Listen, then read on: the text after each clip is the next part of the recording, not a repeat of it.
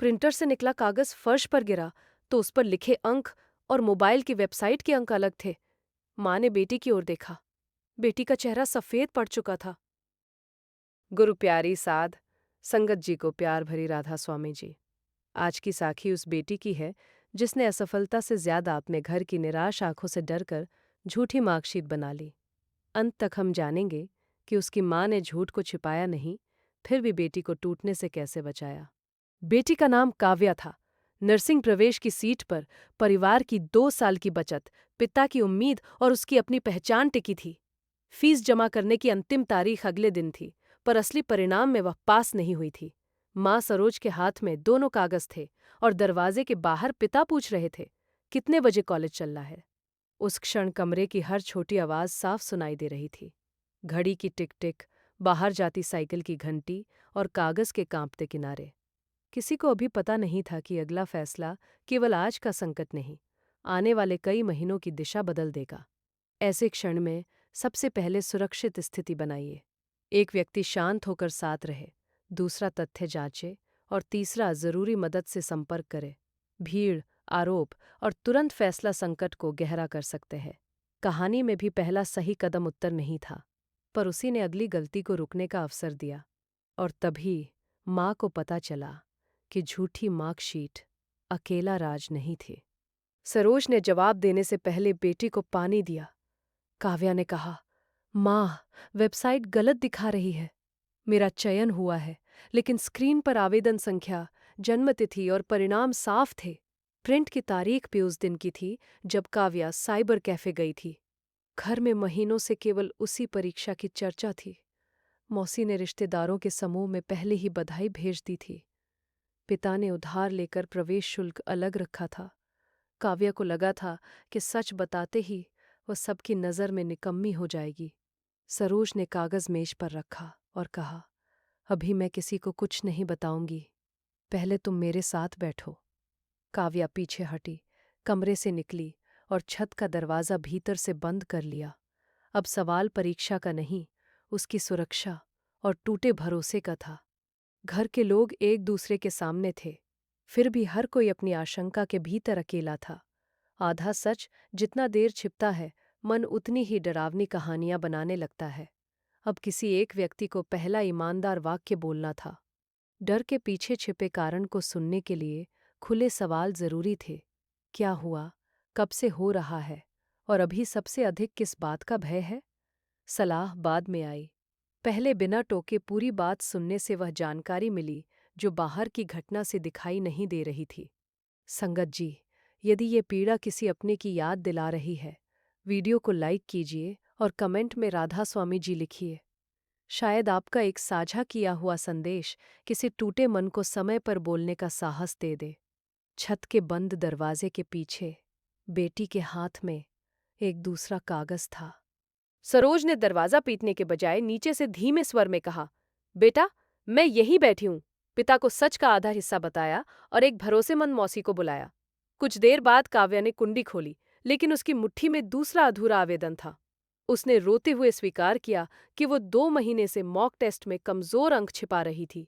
रात को पढ़ने का दिखावा करती, पर तुलना वाले वीडियो देखकर और घबरा जाती। जिस दिन परिणाम आया, उसने साइबर कैफे में अंक बदलकर प्रिंट करवा लिया। परिवार ने उसे अकेला नहीं छोड़ा।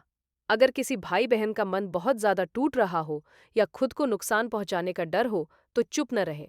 परिवार, भरोसेमंद सत्संगी, डॉक्टर या योग्य काउंसलर से तुरंत बात करें। सिमरन सहारा है और सही मदद लेना भी हिम्मत है। तभी पिता सीढ़ियां चढ़े। उनका पहला वाक्य सब बदल सकता था। उन्होंने घटना को भाग्य कहकर छोड़ने के बजाय तारीख, समय, खर्च और अगले कदम लिखे। यह सूची बहुत साधारण थी, पर टूटे मन को संभालने के लिए साधारण स्पष्टता ही पहली रेलिंग बनती है। फिर एक ऐसी बात सामने आई जिसकी किसी ने उम्मीद नहीं की थी। उन्होंने मौखिक आश्वासन पर निर्भर रहने के बजाय प्रमाण संभाले और सहायता का नाम लिख लिया। कागज, तारीख और जिम्मेदार व्यक्ति की स्पष्टता आध्यात्मिक भरोसे के विरुद्ध नहीं। यह उस भरोसे को लापरवाही से बचाती है और परिवार को अगला कदम मिलकर उठाने देती है। अब पिता सीढ़ियां चढ़ रहे थे और उनका पहला वाक्य बेटी का अगला कदम तय करता। पिता दिनेश की आंखें लाल थीं। वह कह सकते थे कि तुमने हमारी नाक कटवा दी। पर सरोज ने उनका हाथ पकड़कर केवल इतना कहा, पहले बच्ची, फिर कागज। दिनेश बैठ गए और बोले, झूठ गलत है, लेकिन हम सच सुनने के बाद रास्ता ढूंढेंगे। अगले दिन तीनों ने कॉलेज की फीस जमा नहीं की। उन्होंने प्रवेश पोर्टल की जानकारी सत्यापित की, पैसे वापस कर्ज चुकाने में लगाए और एक करियर मार्गदर्शक से समय लिया।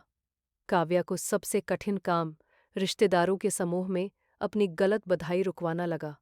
उसने छोटा संदेश लिखा, मेरा चयन नहीं हुआ, पहले भेजी जानकारी गलत थी, मैं तैयारी दोबारा करूंगी। भेजने से पहले हाथ कांपे, पर माँ ने संदेश उसके बदले नहीं भेजा। जिम्मेदारी उसी को लेनी थी।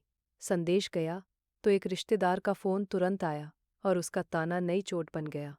दिन का उजाला कम हो रहा था और निर्णय की घड़ी पास आ रही थी। सबको राहत चाहिए थी, लेकिन जल्दबाजी में लिया गया आसान रास्ता बाद में भारी कीमत मांग सकता था। इसलिए उन्होंने एक रात, एक सलाह और एक साफ उत्तर के लिए जगह बनाई। घर लौटकर हर सदस्य ने अपनी गलती का हिस्सा भी देखा। केवल एक व्यक्ति को दोष देने से समाधान छोटा पड़ जाता। किसी ने कठोर भाषा बदली, किसी ने छिपाना छोड़ा और किसी ने खर्च या समय का सच सामने रखा। यही संकट पारिवारिक सीख बनना शुरू हुआ। इस मोड़ पर आप क्या करते, यह मन में जरूर सोचिए। साखी को किसी ऐसे परिवार तक भेजिए जो अभी शर्म या डर के कारण सच बोलने से बच रहा है।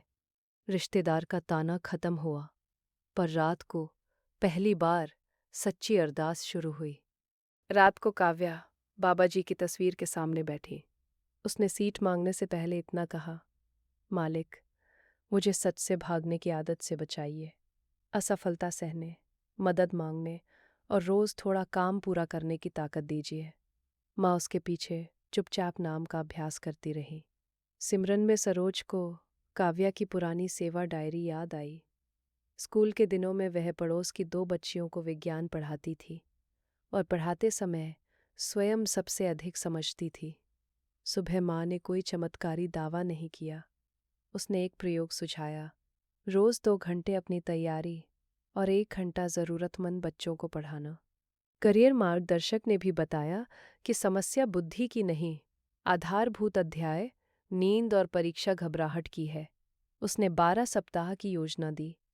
पहले ही सप्ताह काव्या को पता चला कि जीव विज्ञान नहीं, गणना की छोटी गलतियां उसे बार बार पीछे कर रही थीं। सिमरन के वे मिनट समस्या मिटाने के लिए नहीं थे, वे घबराहट और अहंकार को थोड़ा पीछे बैठाने के लिए थे, ताकि जिम्मेदारी की आवाज़ सुनी जा सके। आंखें खुलीं तो बाहर की दुनिया वही थी, पर भीतर अगला सही कदम पहचानने जितनी शांति लौट आई थी। प्रार्थना के बाद उन्होंने एक ऐसा काम चुना जो उसी दिन पूरा हो सकता था। बड़ा भविष्य अभी अनिश्चित था, पर एक फ़ोन, एक सूची, एक भोजन, एक आवेदन या 1 घंटा अभ्यास उनके अधिकार में था। मन को आशा अक्सर अगले छोटे पूरे कर्म से मिलती है। योजना बन गई थी, पर पहला मॉक टेस्ट उस योजना की सबसे कमज़ोर कड़ी दिखाने वाला था। नई दिनचर्या चमकदार नहीं थी। सुबह सिमरन, नाश्ते के बाद कठिन अध्याय, दोपहर को पिछले प्रश्न पत्र, शाम को 2 बच्चियों की पढ़ाई और रात को मोबाइल बाहर। हर रविवार वह अपने असली अंक माँ को दिखाती, चाहे वे अच्छे हों या बुरे। पढ़ाने आई छोटी सना ने एक दिन कहा, दीदी, आप समझाती है तो मुझे डर नहीं लगता। काव्या पहली बार समझी कि उसकी असफलता ने उसे बेकार नहीं बनाया। उसने उसकी कमजोरी दिखाकर सीखने का नया तरीका दिया था। दिनेश ने भी अपनी भाषा बदली। वह प्रतिशत पूछने से पहले नींद और अभ्यास पूछते। घर ने तुलना वाले रिश्तेदारों को जवाब देना कम किया। तभी तीसरे मॉक टेस्ट में अंक तेजी से बढ़े और काव्या के भीतर पुराना अहंकार फुसफुसाया, अब सबको साबित कर दो। अगले सप्ताह इसी जल्दबाजी ने उसे फिर गिरा दिया। सहायता मनुष्य के हाथ से आई, इसलिए उन्होंने उसे परखा भी और सम्मान से स्वीकार भी किया। नाम से जुड़ा विश्वास विवेक को बंद नहीं करता, वह लालच, शर्म और हड़बड़ी के बीच तथ्य देखने की ताकत देता है। अब राहत के साथ एक नई शर्त जुड़ चुकी थी। जो मदद मिली, उसकी शर्त, अवधि और सीमा साफ की गई। सहायता लेने वाले की गरिमा और सहायता देने वाले की क्षमता दोनों बची रहे, तभी नेकी टिकती है। इस स्पष्टता ने एहसान का बोझ कम किया और मुख्य पात्र को फिर अपने पैरों पर खड़े होने की दिशा दी। अगर सिमरन के बाद मिला ये व्यवहारिक कदम आपके मन को छू रहा है, कमेंट में लिखिए, मेहर के साथ मेहनत। चैनल से जुड़े रहिए, क्योंकि असली परीक्षा अब राहत के बाद आने वाली है।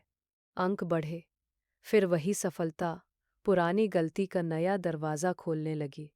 बेहतर अंक देखकर काव्या ने योजना से ज्यादा अध्याय भर लिए, नींद कम की, बच्चों को पढ़ाना छोड़ा और एक ऑनलाइन शॉर्टकट कोर्स खरीद लिया। अगले मॉक में अंक फिर गिर गए। पुरानी शर्म लौट आई और उसने रिपोर्ट फोन में छिपा दी। इस बार फर्क ये था कि शाम के सिमरन में उसका मन खुद उसे कागज की ओर लौटा रहा था। उसने माँ के पूछने से पहले रिपोर्ट दिखा दी और कहा, मैं फिर छिपाने वाली थी। सरोज ने गले लगाया, लेकिन योजना तोड़ने की जिम्मेदारी भी स्पष्ट रखी। सद्गुरु की मेहर केवल गिरने से बचा लेना नहीं, गिरते समय पुरानी बेईमानी पहचान लेने का प्रकाश भी है। काव्या ने शॉर्टकट छोड़ा, नींद लौटाई और सना की पढ़ाई फिर शुरू की। पर बाहर एक और परीक्षा इंतजार कर रही थी। परिवार की शादी में वही रिश्तेदार सबके सामने उसके परिणाम पूछने वाला था। पहली सफलता ने मन को हल्का किया, पर पुरानी आदतें चुपचाप लौटने लगी। यही वह जगह थी जहां कहानी फिर मुड़ी। बाहर का संकट छोटा हुआ था, मगर भीतर की परीक्षा, तुलना, अपमान, डर या अभाव अभी पूरी तरह समाप्त नहीं हुई थी। अस्थायी राहत के बाद उन्होंने पुरानी कमजोरी के संकेत पहचानने लिखे। नींद बिगड़ना, सच छिपाना, जल्दबाजी, ताना सुनकर अलग हो जाना या आसान पैसे का लालच। संकेत जल्दी पहचान में आए तो वापसी को असफलता नहीं, अभ्यास का अगला दौर माना जा सकता है। उसने इस बार सच बोल दिया, लेकिन अगली सुबह उसे सबके सामने जवाब देना था। शादी के भोजन में चाचा ने ऊंची आवाज में कहा, हमारी होने वाली नर्स कहाँ है? कुछ लोग हंस पड़े। काव्या के गले में शब्द अटक गए। वह वहां से भाग सकती थी या झूठी मुस्कान में पुरानी कहानी दोहरा सकती थी। उसने सांस ली और कहा, मेरा पिछला चयन नहीं हुआ था। मैंने गलती से नहीं, डर के कारण गलत परिणाम बताया था। मैंने माफी मांगी है और अब सही योजना से तैयारी कर रही हूँ। कृपया इस बात को मजाक न बनाइए। दिनेश पहली बार बेटी के पीछे नहीं, उसके बराबर खड़े हुए। बातचीत कुछ क्षण में बदल गई। सभी नहीं बदले, पर काव्या ने अपना मन बचा लिया। लौटते समय पिता बोले, आज तुमने सीट नहीं जीती, अपने शब्दों की जिम्मेदारी जीती है। तभी करियर मार्गदर्शक का संदेश आया। एक मान्य सहायक स्वास्थ्य प्रशिक्षण की आवेदन तिथि खुली थी, पर उसे चुनना क्या मुख्य सपने से हार मानना होता? उन्होंने सप्ताह में एक निश्चित समय बैठकर प्रगति, गलती और जरूरत की बात करना शुरू किया। किसी पर आरोप नहीं, केवल 3 सवाल। क्या पूरा हुआ, कहाँ अटके और किसकी मदद चाहिए? इस छोटे अनुशासन ने भावुक वादों को दिखाई देने वाले बदलाव में बदला। साप्ताहिक बातचीत में छोटी उपलब्धि को भी जगह मिली, लेकिन प्रशंसा को परिणाम से नहीं जोड़ा गया। सच बोलना, समय पर पहुंचना, सीमा रखना और अधूरा काम स्वीकारना भी प्रगति थे। इसी से आत्मसम्मान बाहरी तालियों के बजाय चरित्र पर टिकने लगा। संगत जी, इस छोटे अनुशासन को अपने घर में आजमाना चाहे तो वीडियो को सेव कीजिए। सप्ताह में एक शांत बातचीत कई महीनों का जमा दर्द खोल सकती है। अपमान का सामना हो गया। अब एक छोटा प्रशिक्षण उसके बड़े सपने की परीक्षा लेने वाला था। परिवार ने विकल्प को छोटा समझकर खारिज नहीं किया। उन्होंने पाठ्यक्रम, मान्यता, खर्च और आगे की पढ़ाई का मार्ग जांचा। काव्या ने तय किया कि वह नर्सिंग प्रवेश की तैयारी जारी रखेगी और साथ में 6 महीने का प्रमाणित स्वास्थ्य सहायक प्रशिक्षण करेगी। यह निर्णय दिखावे से कठिन था, क्योंकि रिश्तेदार इसे बड़ी डिग्री नहीं मानते थे, पर प्रशिक्षण ने उसे मरीज से बात करना, समय पर रिकॉर्ड रखना और टीम में विनम्र रहना सिखाया। आत्मविश्वास केवल परीक्षा के अंक से नहीं, छोटे उत्तरदायित्व पूरे करने से लौटने लगा। एक दिन प्रशिक्षण केंद्र में दवा की सूची दर्ज करते समय सहपाठी ने कहा, संख्या बदल दो, देर बच जाएगी। काव्या के सामने फिर वही पुरानी राह थी, कागज पर सच बदलकर असुविधा से बच जाना। इस बार उसके एक निर्णय पर किसी मरीज की सुरक्षा निर्भर थी। जब आसपास के लोगों ने ताना मारा, उन्होंने तुरंत जवाब नहीं दिया। पहले तथ्य जुटाए, फिर शांत भाषा में सीमा रखी। मर्यादा का अर्थ अन्याय सहना नहीं। मर्यादा सही मंच, सही शब्द और सही समय चुनने की शक्ति है। लेकिन अगला ताना भीतर की पुरानी चोट को छू गया। अपमान के बाद उन्होंने शरीर और आवाज को शांत करने का समय लिया। फिर एक वाक्य में तथ्य, एक वाक्य में सीमा और एक वाक्य में अगला उचित मंच रखा। लंबी सफाई देने से बचना कठिन था, पर संक्षिप्त गरिमा ने गॉसिप को भोजन देने के बजाय रास्ता बंद किया। कागज बदलने का प्रस्ताव सुनते ही पुरानी मार्कशीट उसकी आंखों के सामने लौट आई। काव्या ने गलत संख्या बदलने से इनकार किया और प्रशिक्षक को विसंगति दिखाई। कुछ सहपाठी नाराज हुए, पर जांच में पता चला कि 2 पैकेट अलग मात्रा के थे। छोटी ईमानदारी ने बड़ी गलती रोक दी। शाम को उसने माँ से कहा, उस झूठी मार्कशीट का बोझ आज समझ आया। मालिक ने मुझे अपमान में नहीं छोड़ा। उन्होंने उसी गलती को चरित्र की शिक्षा बना दिया। सरोज ने उत्तर दिया, मेहर तब दिखाई देती है जब हम अगला सच चुनते हैं। प्रवेश परीक्षा फिर आई। इस बार काव्या ने परिणाम के दिन फोन अकेले नहीं खोला। माँ, पिता और अध्ययन डायरी सामने थी। अंक पिछले वर्ष से बहुत बेहतर थे, लेकिन सीधी सीट नहीं, प्रतीक्षा सूची मिली। अब उसे तय करना था कि धैर्य रखे, प्रशिक्षण जारी रखे या फिर परिणाम को अपनी हार मान ले।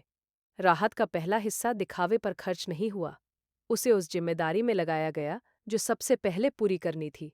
कृतज्ञता तभी टिकती है जब कृपा को हिसाब, समय और सेवा में बदला जाए, वरना अच्छी भावना भी कुछ दिनों में पुरानी लापरवाही के नीचे दब जाती है। धन या अवसर आने पर 3 हिस्से बने: तत्काल जरूरत, पुरानी जिम्मेदारी और भविष्य की छोटी सुरक्षा। चौथा हिस्सा सेवा के लिए तभी रखा गया जब पहले तीनों का सम्मान हो गया। इससे करुणा दिखावा नहीं बनी और अभाव का वही चक्र दोबारा शुरू होने से बचा। आपके जीवन में भी किसी इंसान के हाथ से समय पर सहारा आया हो तो कमेंट में कृतज्ञता का एक शब्द लिखिए। ऐसी साखियां उसी नेकी को आगे बढ़ाती है। ईमानदारी की परीक्षा पास हुई, पर प्रवेश परिणाम ने धैर्य को फिर प्रतीक्षा में खड़ा कर दिया। काव्या ने प्रतीक्षा सूची को जीवन का अंतिम फैसला नहीं बनाया। प्रशिक्षण पूरा किया, सना और दूसरी बच्चियों की पढ़ाई जारी रखी और अगले चरण के दस्तावेज समय पर जमा किए। हर सप्ताह वह पोर्टल देखती, फिर फोन बंद करके वर्तमान काम पर लौट आती। 3 सप्ताह बाद कॉलेज से कॉल आया। एक सीट खाली हुई थी, लेकिन ओपनिंग का उत्तर केवल ये कॉल नहीं था। असली उत्तर उस मेज पर था जहां अब कोई नकली कागज नहीं था। कम अंक भी खुले रखे जाते थे और मदद मांगना शर्म नहीं रहा था। काव्या ने प्रवेश स्वीकार किया, कर्ज की सीमा समझी और प्रशिक्षण के अनुभव को साथ रखा। पहली छात्रवृत्ति मिलने पर उसने सना के लिए किताबें खरीदी। सफलता ने उसे ऊंचा नहीं, जिम्मेदार बनाया। फिर पहले दिन हॉस्टल जाते समय माँ ने उसके हाथ में वही पुरानी अध्ययन डायरी दी। अब बदलाव केवल बोलने में नहीं, दिनचर्या में दिखाई देने लगा।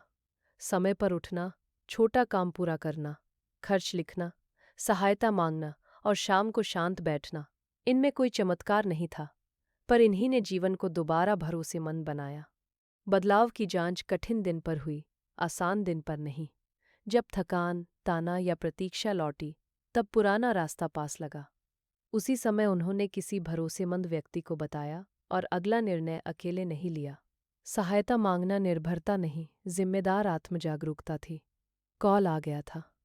अब देखना था कि सफलता उसके भीतर अहंकार लाती है या सेवा। संगत जी, परीक्षा में असफल होना जीवन में असफल होना नहीं है। झूठ को प्रेम के नाम पर छिपाना भी सहायता नहीं।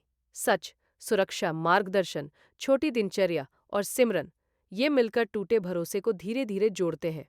आज घर के किसी विद्यार्थी से केवल अंक मत पूछिए। पूछिए, नींद कैसी है, किस अध्याय में सहायता चाहिए, और असफलता आए तो वह किसे सच बताएगा। यदि तनाव गंभीर है तो योग्य डॉक्टर या काउंसलर की मदद लेने में संकोच न करें। काव्या की सीट मेहर थी, पर उससे पहले सच बोलने का साहस, माँ का संयम, पिता की बदली भाषा और रोज का अनुशासन भी मेहर थे। मालिक रास्ता दिखाते हैं, चलना हमें पड़ता है। गुरु प्यारी साध संगत जी, मालिक हर बच्चे को तुलना से बचाएं, हर माता पिता को सुनने का धैर्य दे और हर असफलता को ईमानदार नई शुरुआत बना दे। राधा स्वामी जी। संगत जी, इस कहानी का उत्तर केवल उस अंतिम खबर में नहीं था। असली उत्तर ये था कि संकट के बाद उस घर की भाषा, आदत और सेवा बदल गई। मालिक की मेहर ने हाथ थामा और उन्होंने उस सहारे को ईमानदार कर्म से आगे बढ़ाया। अंत में उन्होंने सीख को किसी बड़े भाषण में नहीं, एक दोहराई जा सकने वाली व्यवस्था में रखा। दर्शक भी आज एक छोटा नियम चुन सकते हैं: सच उसी दिन बताना, घंटे लिखना, सप्ताह में बात करना, ज़रूरत पर विशेषज्ञ सहायता लेना और हर दिन थोड़ी देर नाम में बैठना। यदि आज की साखी ने मन को आशा दी है, इसे किसी ज़रूरतमंद भाई बहन तक पहुंचाइए। चैनल को सब्सक्राइब कीजिए और कमेंट में प्यार से राधा स्वामी जी लिखिए। यहीं झूठी मार्कशीट के पीछे छिपे टूटे सपने का पूरा उत्तर मिलता है।